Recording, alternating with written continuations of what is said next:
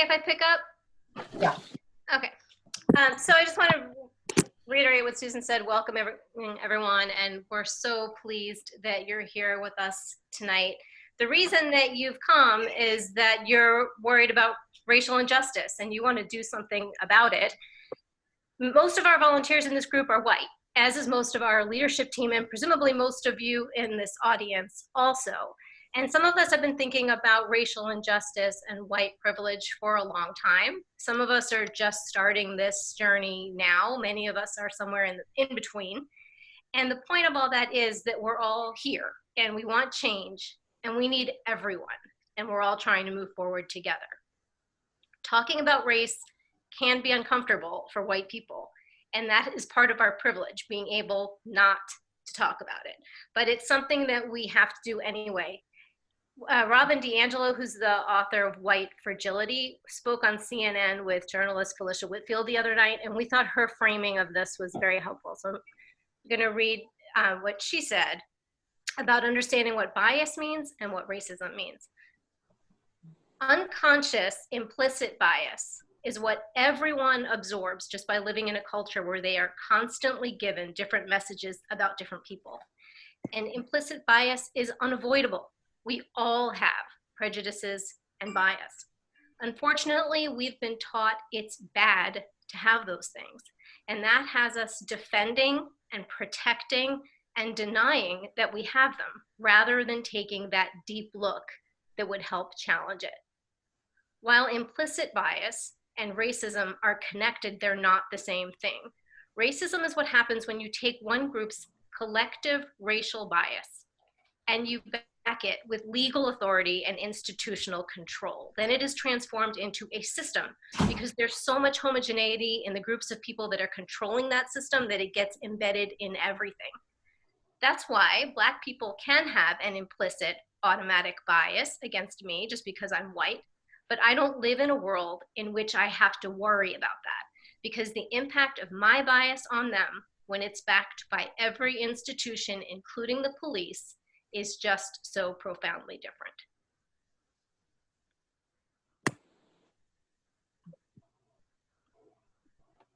Susan, I'm passing back to you. Yes, and somebody's trying to get it. Hang on. Oh. I'm sorry.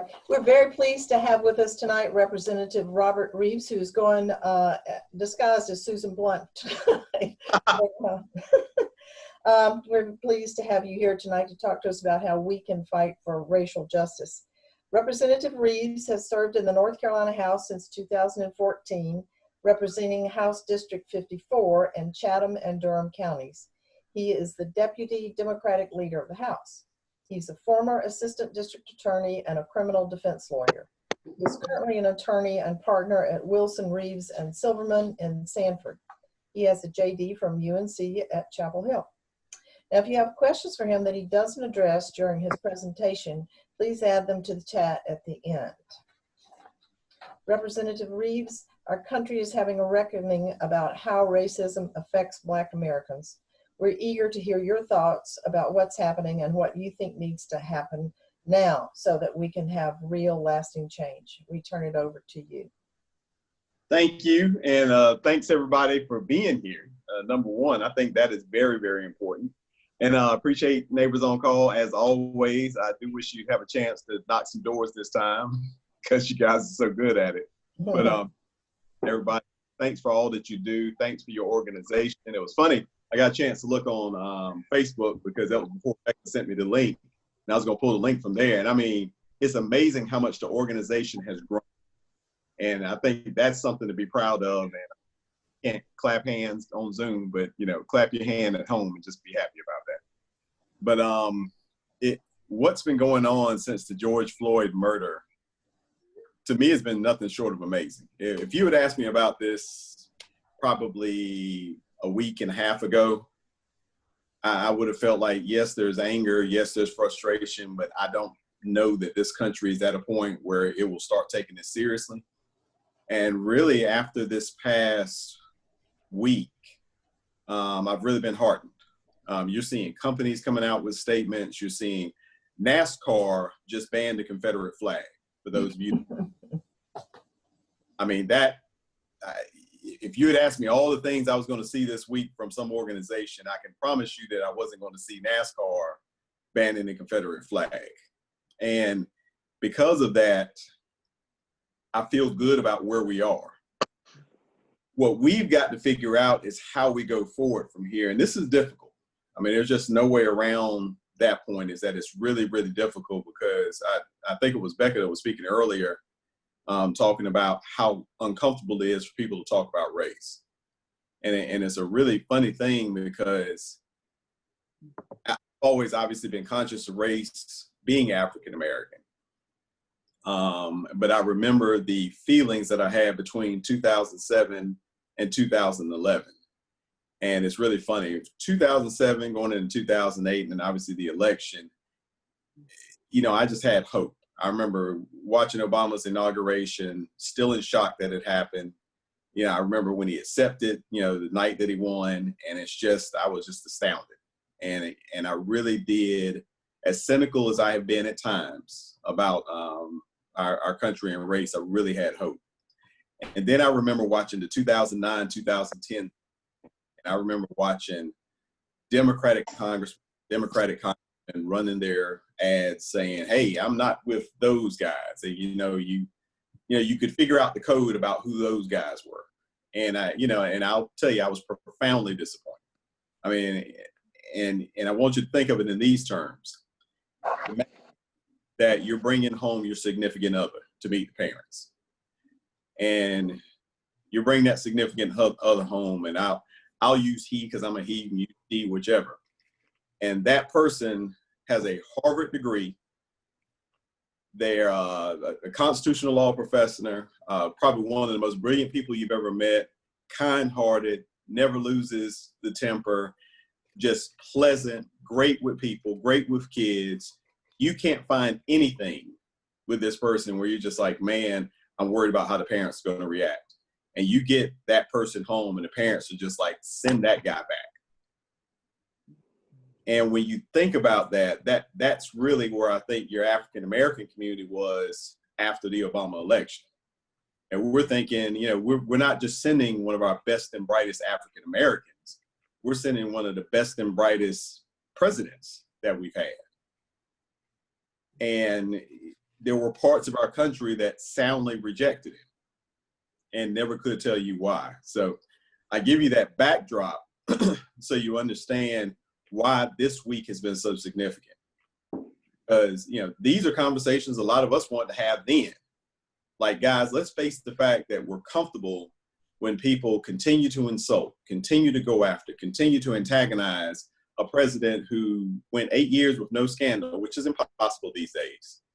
No significant issues, and the only real policy issue anybody had with him was that he decided he thought everybody needed health care.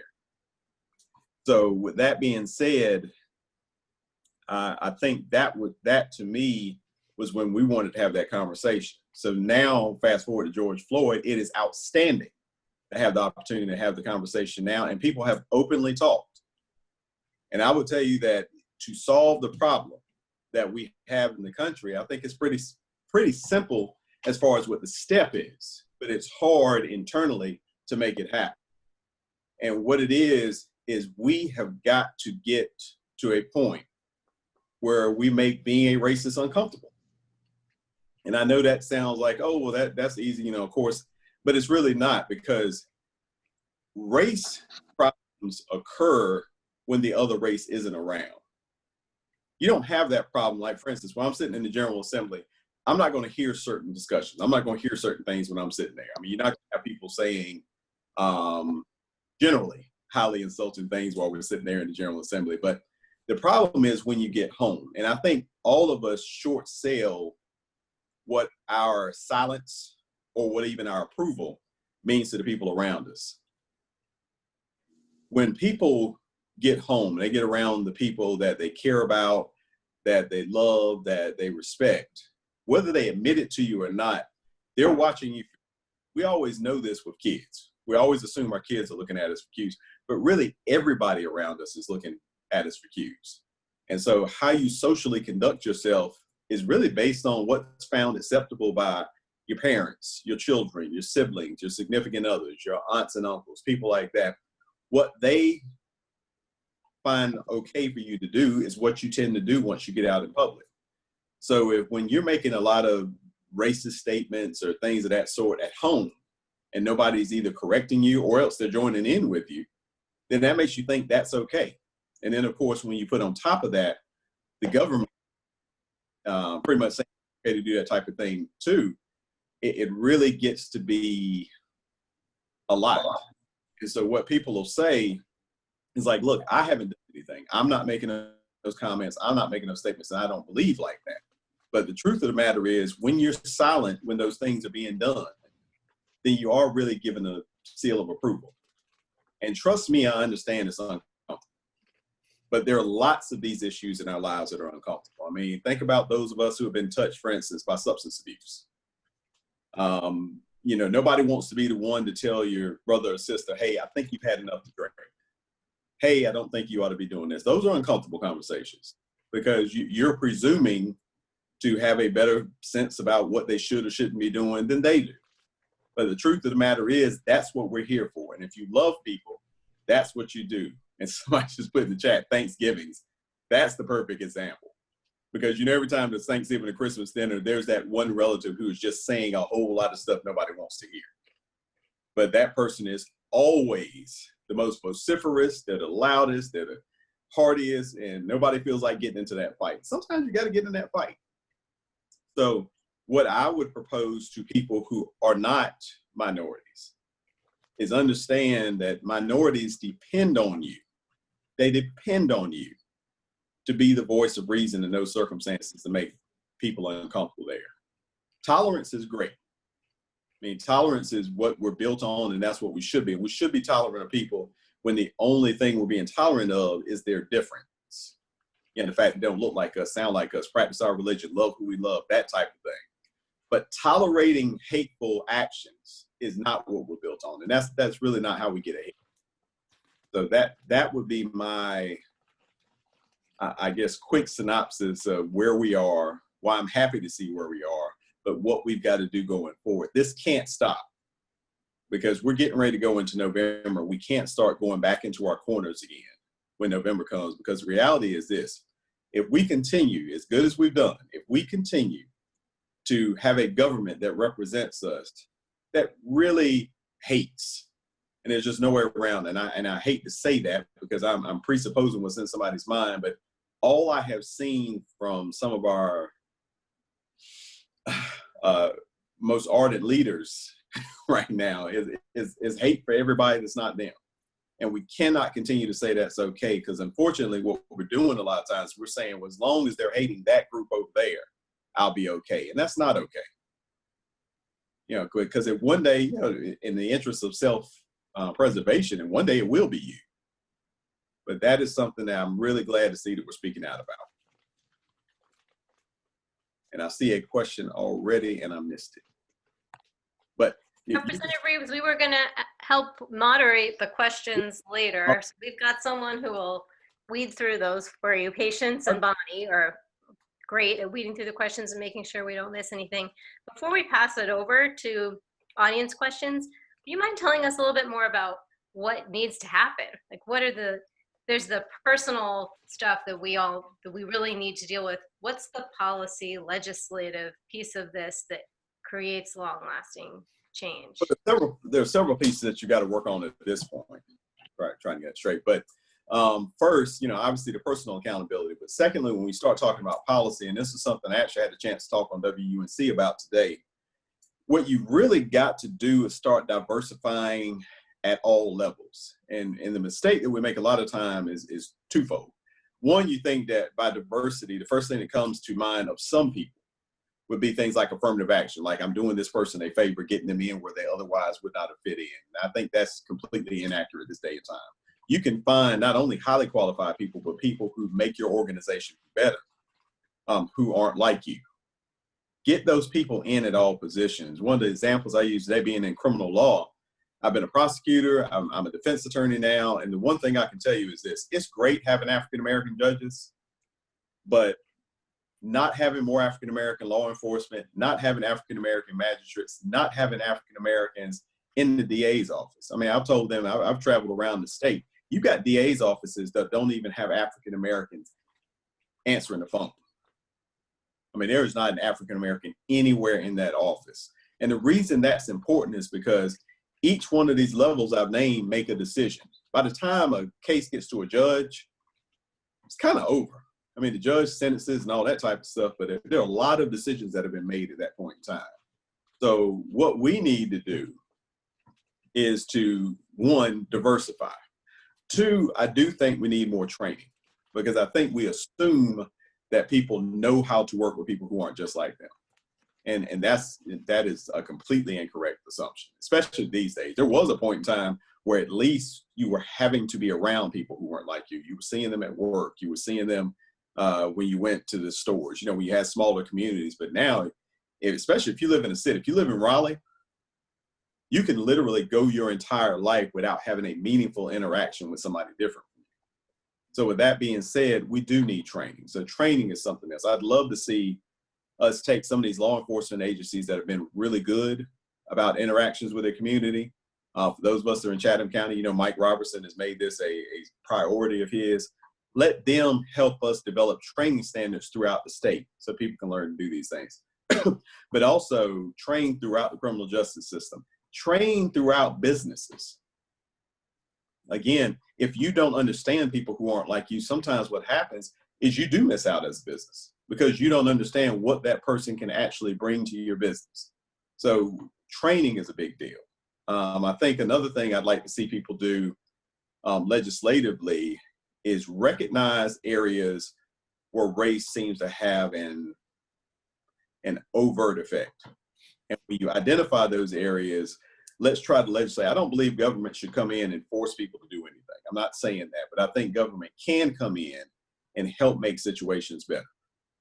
You know, one of the things we talk about a lot is affordable housing.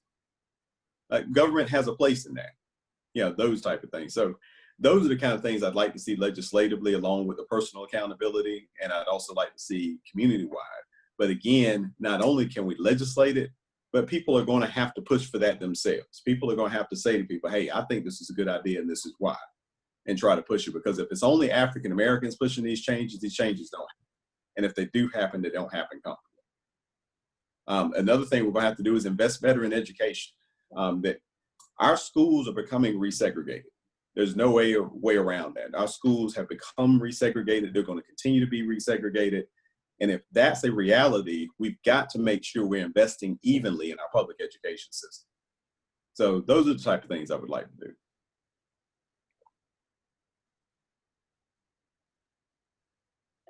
It looked today like, I think the Second Chance Act, did it pass? Yes. So that was something the Senate passed last year and now the House passed? Yeah. It was really interesting. The Senate passed this 49-0 last year.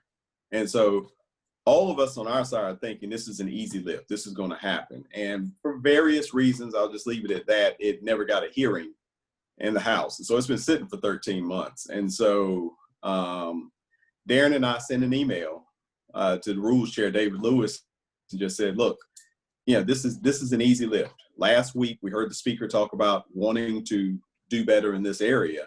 Well, here's an easy lift. This passed 49-0. All we've got to do is pass it in the House and it becomes law, but it's got to get a hearing. And to Chairman Lewis's credit, we sent the email. He sent us an email back and he canceled a meeting we were getting ready to have and said, we'll have it on tomorrow. And we had it and we passed it. So that. Can you give us a one-sentence description of what that Second Chance Act is? Expungements, basically. Trying to help people to watch expungements. That's the one-sentence answer. And yesterday, the governor created a task force. Yes. With Justice Anita Earls and AG Josh Stein leading Yes. it. Do you feel, are you optimistic for what change might come out of that? I mean, something, you know, we hear is we can't talk anymore. We got to take action. Yes, and if you haven't had a chance to meet Justice Earls, she's not going to be part of anything that doesn't have action. So I think you were going to say that.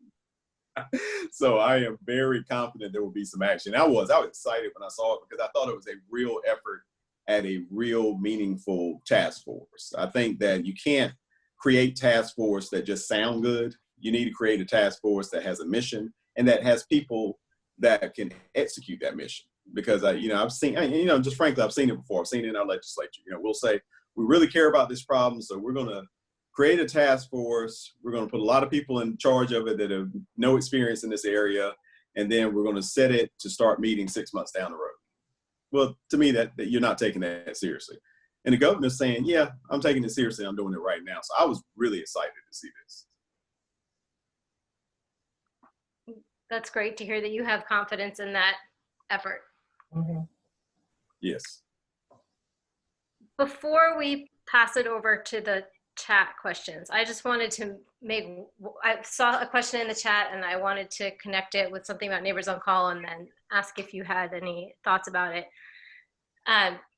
Neighbors on Call specifically is about legislative change and about electing Democrats because the far right policies of the Republican majority in our state, they can't be separated from racism. Yeah. Suppressing votes through gerrymandering, voter ID, underfunded boards of elections, just those basic voting rights access issues further privilege the people who are already privileged. And with the 10-year election coming next year, we see a big opportunity that putting Democrats in charge who promise fair maps is a first step in getting in voices being heard. So just with that as the backdrop, that's sort of like where Neighbors on Call is coming from, that we're trying to flip the General Assembly because there are so many good bills that fight for racial justice that are sitting out there that Democrats have filed that are never going to move until a Democrat is holding the gavel.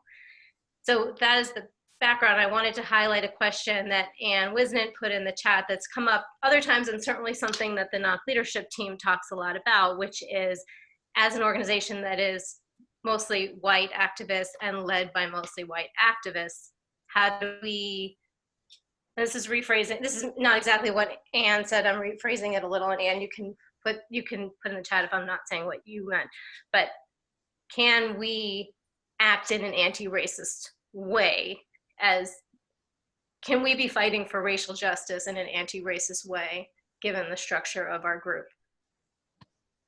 Yes, I am a firm believer that it doesn't necessarily mean that you've always got to have an African American at every single table in every single room to do the right thing.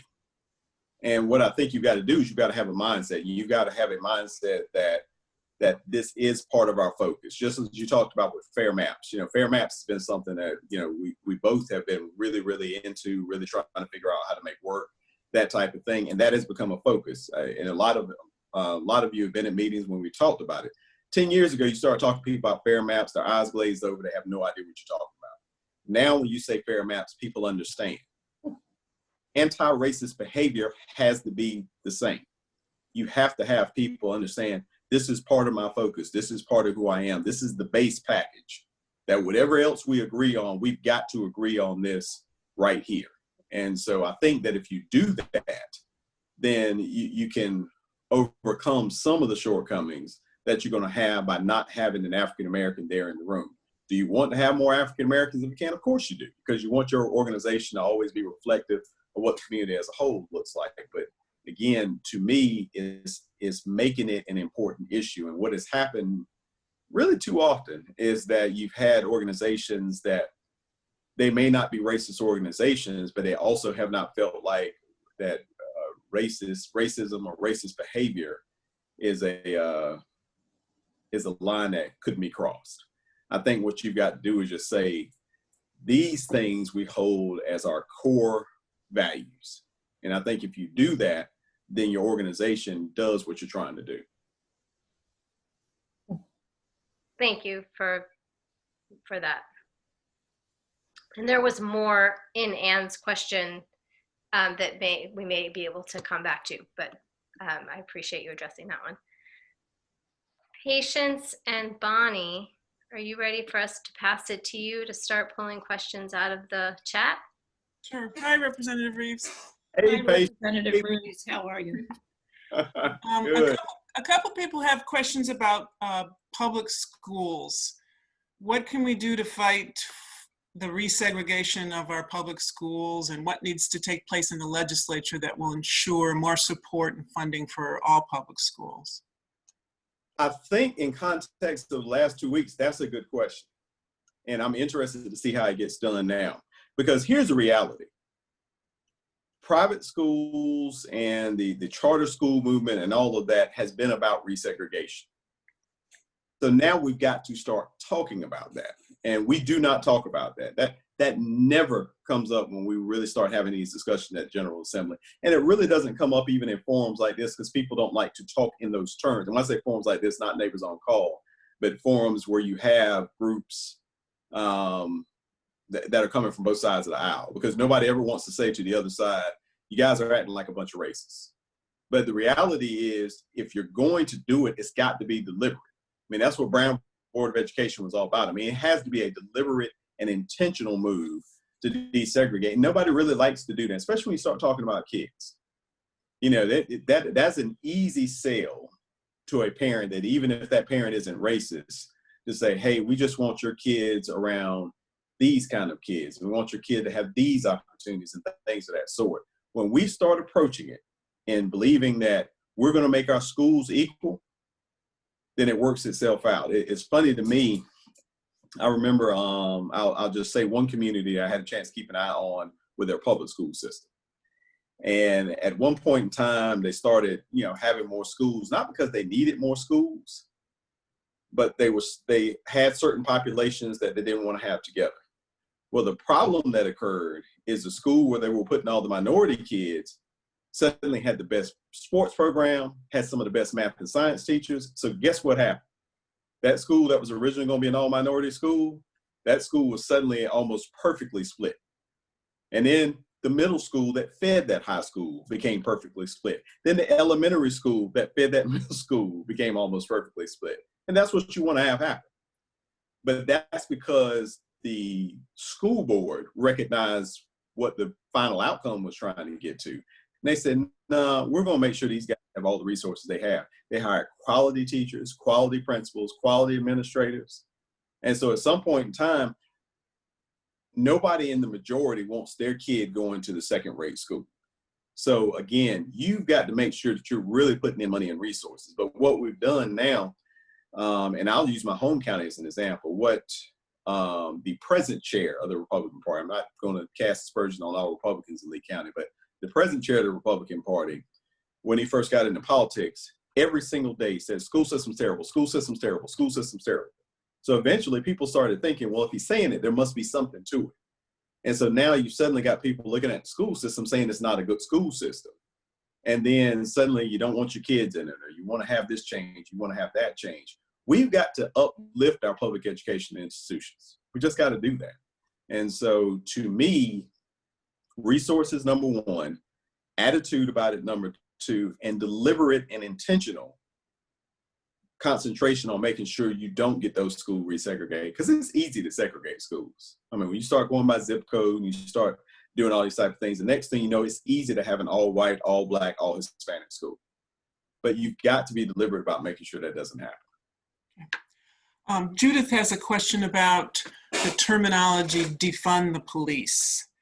Our president is jumping on that issue to stoke fear. Should we change the terminology to, for instance, reform and resize the police while emphasizing the concept of, triaging 911 calls to better funded social agencies and so forth? Your thoughts on that? Yes, and really I think that's the problem, is that one, we've always got to recognize, especially as we get closer to the election, all this president lives for is to sow dissension on our side. And he does an amazing job at it. We say we don't listen to him, but we actually do, because he'll start a narrative, he'll get it going, and then our folks start lining up on either side. Either you're for getting rid of the police department, or you're supporting police. And that's really what Republicans have done. And again, I try not to be partisan, but that's what they've done with the law enforcement issue generally, is they've tried to say either you support the police or you don't support the police. And so if you got a problem with the fact that sometimes somebody gets killed and you don't support the police, that was the old narrative. And that was disturbing. And that's the same thing here.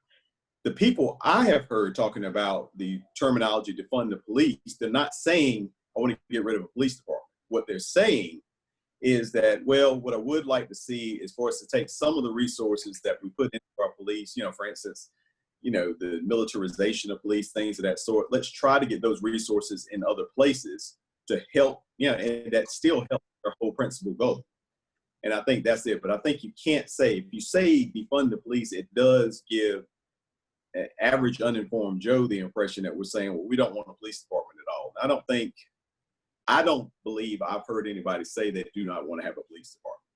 And the other thing I would say is, again, you've got so many good examples of police and police departments that obviously it can get done right. But what happens is if you get an attitude or an atmosphere that promotes bad behavior, you're going to get bad behavior. But that's on any job.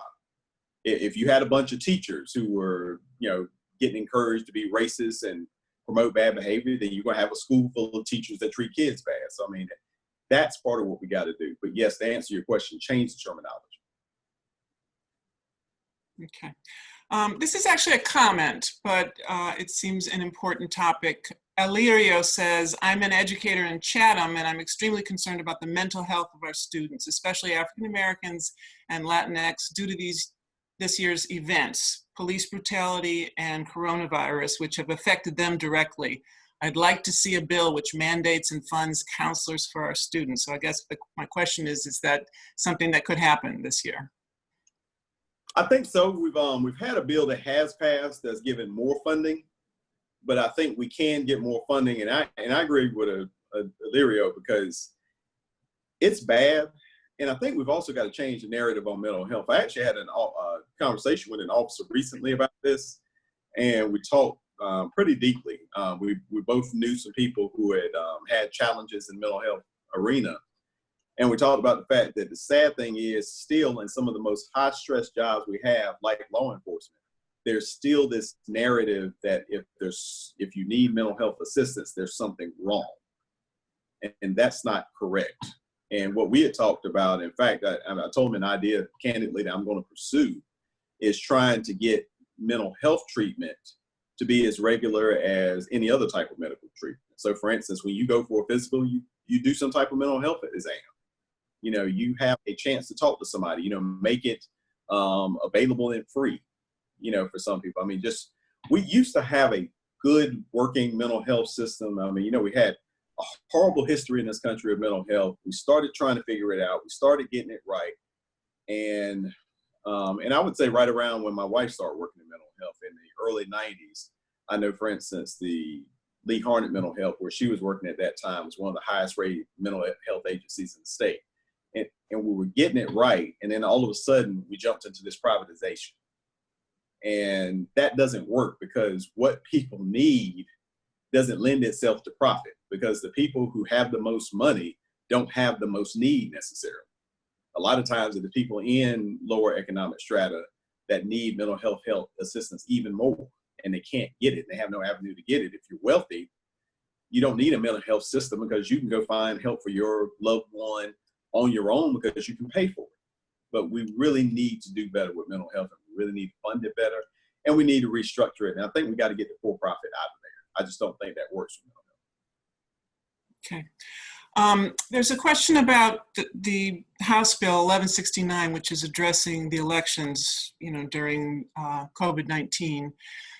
Some organizations have told us we should be concerned about the addition of terminology regarding voter ID, but that bill has gotten a lot of Democratic support. What are your thoughts on that? I will speak to you as an attorney. And I know we've got some attorneys on the call, so if you guys feel like I'm wrong, send it in the chat and I'll be happy to talk about it. The clause that everybody's concerned about is a clause that says that public assistance IDs can be used as voter ID. What that presupposes is that voter ID is the law of the land. And as an attorney, I would tell you, if voter ID isn't the law, this bill can't make voter ID law.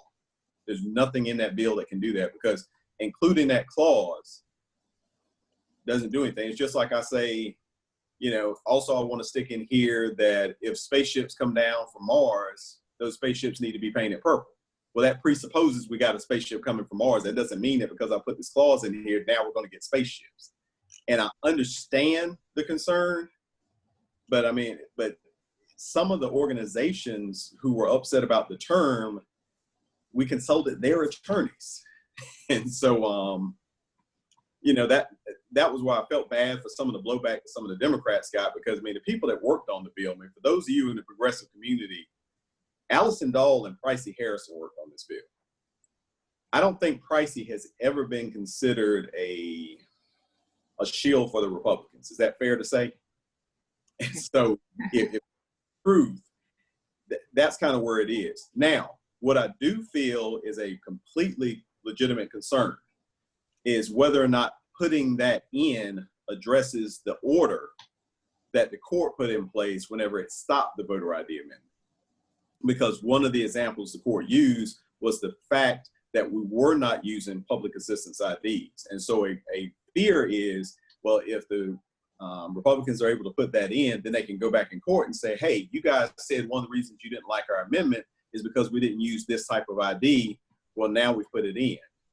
Again, the lawyer in me says there were tons of other pages and tons of other problems with that bill that were listed in the court order. So addressing one of those problems doesn't sway the court, in my opinion. But, you know, again, that's the question we don't know. And so I think that's a very legitimate concern. But the concern that putting that clause into that bill suddenly makes voter ID alive again, I don't see in my legal analysis how that's founded. And I'm not telling you that it's unfounded, but I just don't see how that does it, because it literally says public assistance ID shall be used as part of, you know, our voter ID. But again, right now, voter ID isn't the law of the land. Okay. There's been a little discussion in the chat about charter schools and vouchers vis-a-vis public schools. Catherine says, what if Black and brown parents want charter schools and vouchers? I know some who do in Chatham County. Mm-hmm. Your thoughts about that? I have no problem with that, because they're talking about using the system that is in place right now. And the system that is in place right now would tend to lend itself towards that. Sorry. Trying to get back to my video. My phone is acting crazy. I believe you can still hear me, so I'm gonna try to see if I can figure something out with my phone to get the video back. We But hear you. we see you. oh, okay, you can? Good. All right. You're frozen. Yeah.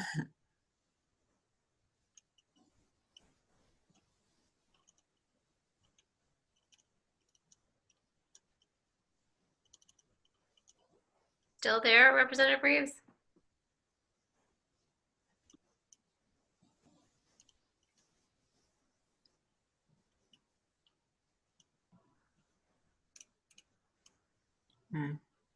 We see him. He's frozen. We can't hear him either, right? I can't hear or see Representative Reives. No, I can't either. I think it's Oh. on his end. I wonder if he needs to get out and get back in.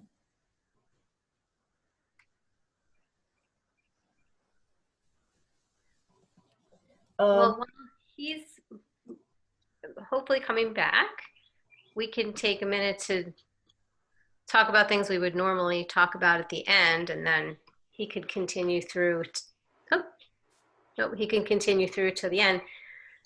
One of the things that Neighbors on Call, I mean, the main thing we're doing, as Susan talked about earlier, is phone banking to work for those House candidates, and we will send out that information tomorrow to everyone. But also next week, we're continuing this conversation with Nancy McLean, the author of Democracy in Chains, the deep history of the radical right stealth plan for America, which was a finalist for the National Book Award in 2017. And certainly much of what she talks about in the book connects to racial injustice in our country. And so we will be continuing to talk about this with her and put her book in the context of what we're experiencing right now. And someone was asking in the chat more about what, someone who I think may be new to us, more about what we're doing to focus on flipping the house, what groups there are.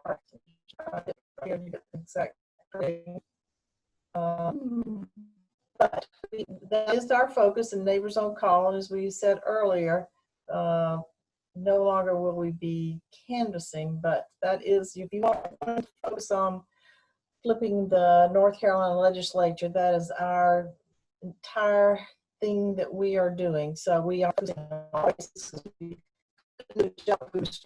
and so we have 4 races that we've picked out. We picked them out by 2 things, for their flippability and for their geographic proximity. Okay. There he is. There's that. Okay. Glad to have you back. I think my phone just hates to hear me talking. Uh-oh. I don't blame it. So Okay. now back to the question. I don't know where I got left off. So tell Okay. me where we were. I'm not sure. Maybe we, Vouchers. It was about Yeah. using charter school and vouchers. Right. Did you get a chance to hear any of my answer? I don't think we heard too much. You didn't Okay, think it was well, bad. I'll do it quickly then. Okay. And what I was basically saying is there's nothing wrong with using the system that's in place. I understand that. Mhm. Now, I understand that a lot of parents of minorities are concerned that their kids aren't getting a good education for various reasons, not necessarily something that's endemic to the teacher or the school, but for other reasons. And so I understand that. But again, I think what the key is that we start putting more money into public education and allowing a little bit more flexibility for public education. It's amazing the things that we're fine with charter schools doing, but we completely lock down our local schools and our public schools and allowing them to, be a little more innovative and to have more opportunities to serve children with different needs. Okay. Are local boards of election prepared to combat voter suppression in North Carolina? I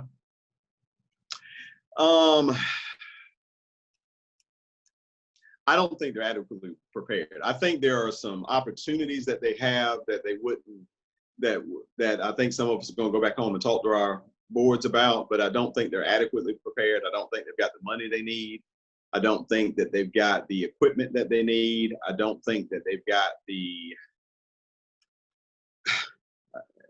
mandate that they would need. I mean, I think in an ideal world, we would have already switched over to mail-in voting. Unfortunately, we didn't. We understand that.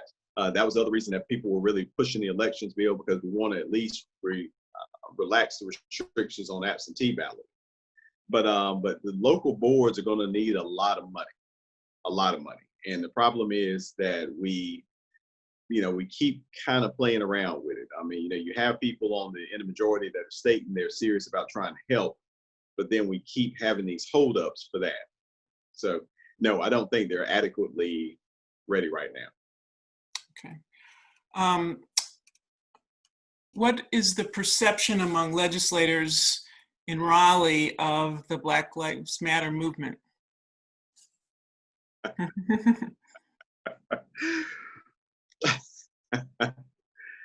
I would say that we still have legislators in Raleigh that aren't sure the coronavirus pandemic is real. And so therefore, they would tell you that there isn't a sufficient level of racism that people should be concerned about the difference in lives. And of course, they will immediately respond that all lives matter and start that dialogue. So I think on our side, we understand. I think this is a very partisan issue, but I think that the Republican caucus just doesn't seem to take this as seriously as I think they should, especially since a lot of the conduct that is being discussed, comes from people that have been supported by members of the Republican caucus. That's the best way to put it. Mm-hmm. What role does the state legislature play in making changes to the criminal justice system? huge role. The Chief Justice of the Supreme Court and Sherry Beasley has done an amazing job. I mean, what she's been able to do in the little bit of time she's been in there just shocks me, and it is really really resounded with politicians, I would say, on both sides of the aisle. I'll just put it like that. But with that being said, we set the budgets. We set the investment. One of the areas that I was very familiar with, I would say, are court-appointed attorneys.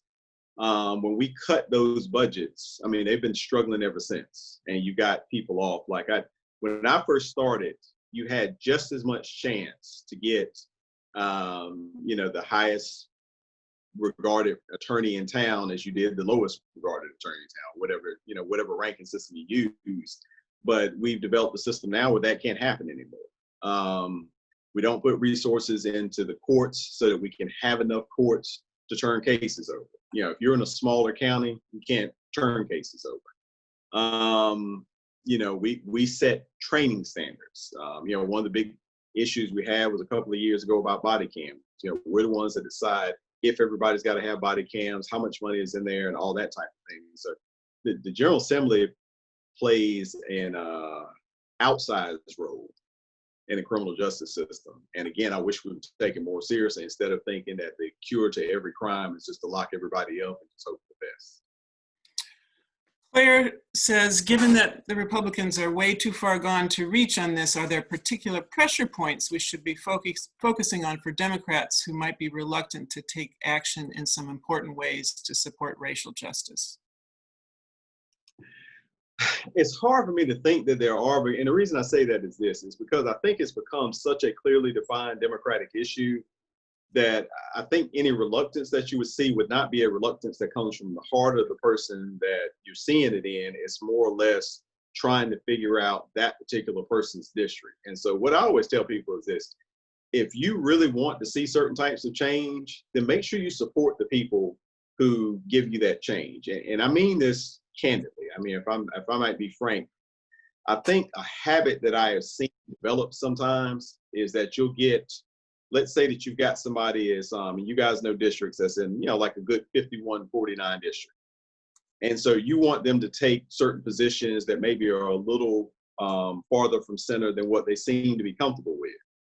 Well, what you've got to recognize is that means that they're going to lose a certain amount of votes. Well, then just make sure that you're helping them make it up on the other side. Let them be who they want to be.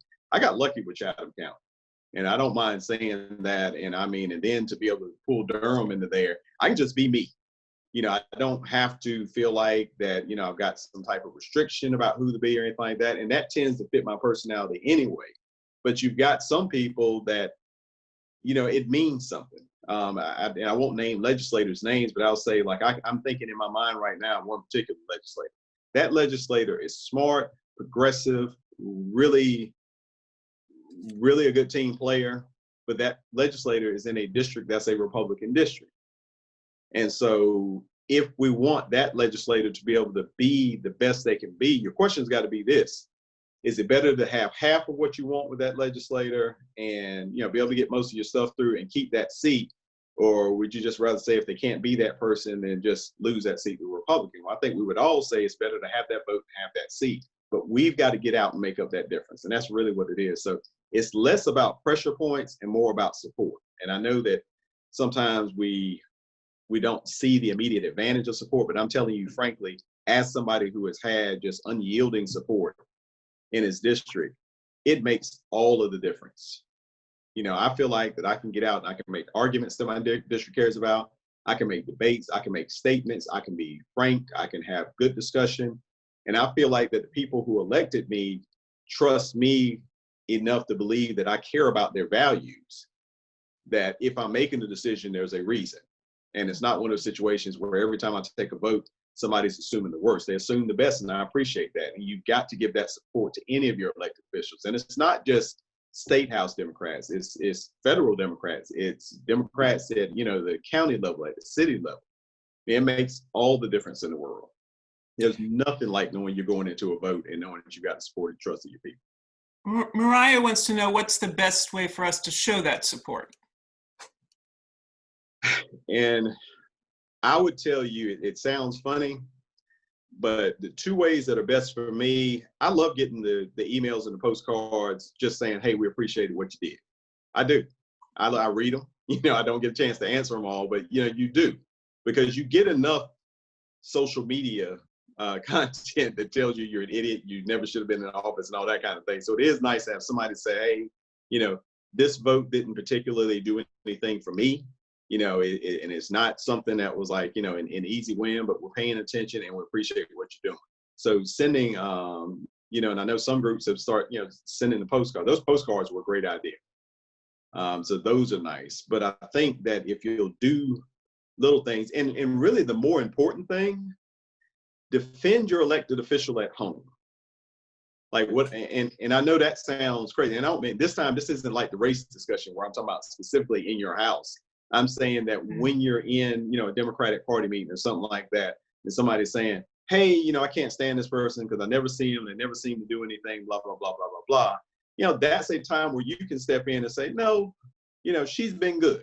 She's done this, she's done that, always able to be reached, that type of thing. So you may not have had an experience with that person, but, listen to my experience and know, because I know, frankly, and Patience, I hope you can attest to this, but, when I got moved into Durham, Durham had to figure out who I was really quick. I got hurt, so I couldn't get around and campaign. I feel like people in Chatham said, hey, you guys are going to be okay with this one. This isn't somebody you got to worry about. So that means something. It's getting a good word spread. So just positive reinforcement actually works better than you think it does. Okay. Isabel wants to know, can you share with us how you're coping in this moment?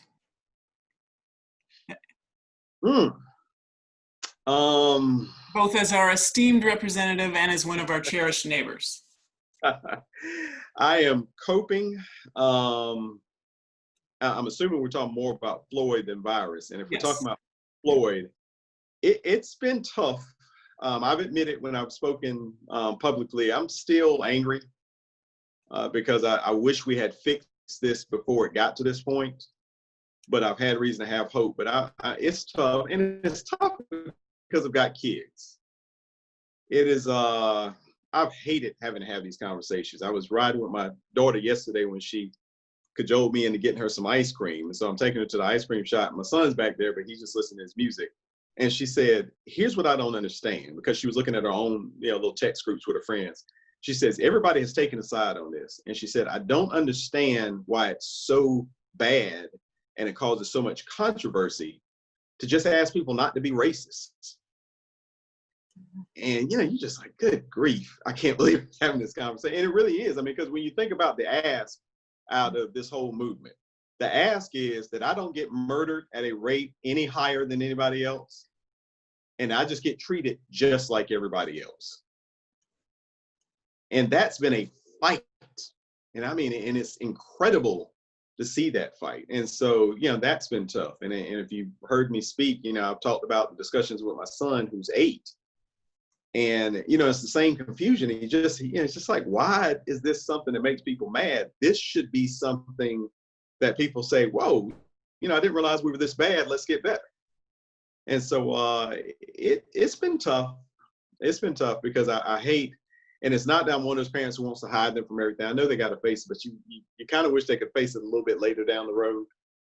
But so it is, it's caused some real discussions, but I appreciate the fact that when they talk to me, they give me some perspective, and they also give me the idea of this is why you need to stay in this fight. This is why you need to do this. Okay. Bonnie, is there any question I should go back to? I think you got most of the big ones. Okay. I think, because we're out of time. Okay. Anyway, it seems like. Thank you so much, Representative. Thank you so much. Thank you, guys. And I'm sorry about the technical difficulty. I'm still struggling with Zoom, but thank you, everybody. Thanks for being here. Thanks. Thank you. Thank you so much. Thank you. Thank you so much, Representative Reives. You've already been nominated for governor a few times in the chat. That's a great idea. And support the guy we got right now, and I'll be We happy. will. We will. 100%. We What will. about Senator? Thank you for all you're doing to fight for justice, and Thank you. We We're want with to be right there with you. Well, thank you for being a friend and neighbors on call. You're just always here for us. Anytime. Thank you. I neighbors. know you say that, and we keep taking you up on it. And we are always here for you, Representative Reives. There's nothing We're wrong with here that. for you. Thank you guys, and especially, Becca, Susan, Patience, Bonnie, thank you so much. You guys are always so supportive, and I appreciate it. It's always fun talking to you. Okay. Thank you. And Thank we'll you. see everybody next Wednesday night to talk to Professor Nancy McLean about this conversation further. See you All right, then. have Okay. Thank you. Good night. Bye-bye. Good night. Night.